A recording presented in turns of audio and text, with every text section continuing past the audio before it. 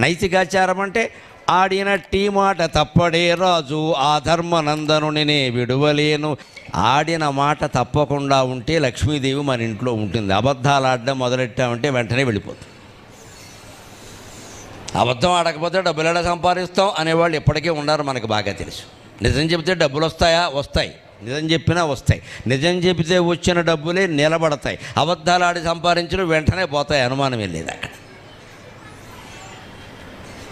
అబద్ధాలాడి సంపాదించిన వాళ్ళు ఎవరినైనా మీరు గమనించండి, కలకాలం నిలబడదమ్మా. కలకాలము నిల్చునే మాయ సంపదలు అంటారు కరుణశ్రీ జంజాల పాపయ్య శాస్త్రి గారు.